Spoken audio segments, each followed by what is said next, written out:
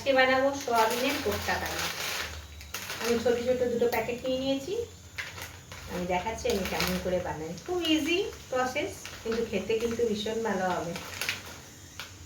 আসুন আমার সাথে, আমি দেখাচ্ছি আমি কেমন করে বানাই। সোয়াবিনটা খুব ভালো করে সেদ্ধ করে নিয়েছি। সেদ্ধ করে কিন্তু ভালো করে জলটা ঝরিয়ে নিতে হবে।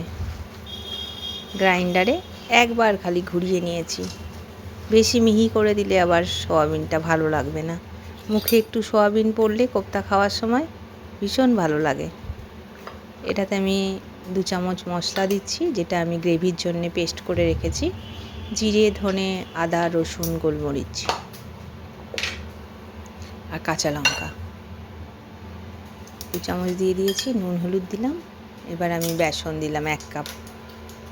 বেসনটা খুব বেশি দিলে ভালো লাগবে না, যতটাতে বাইন্ডিংটা হয়। আর সোয়াবিনে জলটা ঝরিয়ে দিলে খুব বেশি বেসন কিন্তু লাগবে না। পেঁয়াজ কুচি দিয়ে বেশ ভালো করে চটকে নেব। আর একটু গরম মশলা দেবো আমি। একটু কিন্তু 1 চামচ ঘি দিয়েছি এটাতে, যেটা ভিডিও নেওয়া হয়নি। ঘি গরম মশলা দিয়ে মাখলে না কোফতার টেস্টটা ভীষণ ভালো হয়।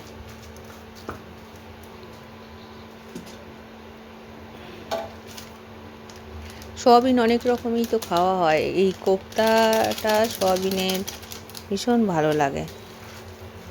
আর অত বেশি কোফতাটা বানানো অত বেশি শক্তও নয়, ইজিভাবেই বানানো যায়। এবার আমি কোফতার শেপটা দেব। আমি কিন্তু আজকে লাড্ডুর মতন করে কোফতাটা বানাচ্ছি। চ্যাপটা চ্যাপটাও বানানো যায়, যেরকম আপনার মন হবে ওরকম শেপ দিতে পারেন। কড়াইয়ের মধ্যে সর্ষের তেল গরম করতে বসিয়েছি। এবার কোফতাগুলো আমি লাল লাল করে ভেজে নেব। স্টিমটা অবশ্যই কম রাখবেন, তাহলে বেশ ভালো করে ভাজা হবে আর একটু বেশ কুরকুরে হবে উপরটা।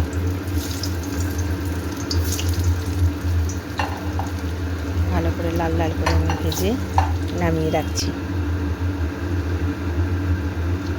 আমি কিন্তু এই তেলেতেই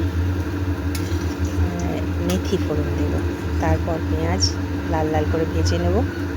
আমি একটু বেশি পেঁয়াজ দিয়েছি, মাঝারি ধরনের 3টে পেঁয়াজ কেটেছিলাম। পেঁয়াজটা লাল হয়ে গেলে পেস্ট করে রাখা মশলাটা দিয়ে দেবো। মশলাটা খুব ভালো করে আমি কষিয়ে নেব। মশলার মধ্যে নুন হলুদ দেওয়া আছে আমার। একটা টমেটো পেস্ট করে দিয়ে দিয়েছিলাম। খুব ভালো করে মশলা কষানো হয়ে গেলে তারপর আমি স্টিমটা কমিয়ে একটা আমি দইটা দিয়ে দেবো। এটা ঘরের দই, একদম টক দই। খুব ভালো করে আমি ফেটিয়ে নিয়েছি। দইটা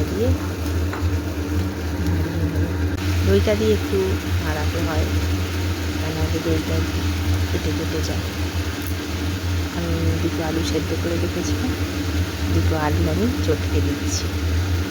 আলুটা দিলে কিন্তু গ্রেভির টেস্টটাও ভালো হবে আর গ্রেভিটা বেশ মাখা মাখা হবে। এবার অল্প আমি ভাজা হয়ে গেছে মশলাটা, অল্প জল দিয়ে দেবো।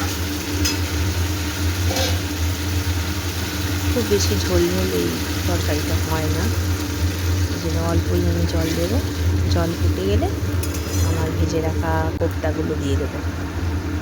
কোফতা দিয়ে খুব বেশি ফোটানো চলবে না, 4-5 মিনিট ফুটিয়ে ব্যাস একটু গরম মশলা উপর থেকে দিয়ে দেবো। Kofta curry ready.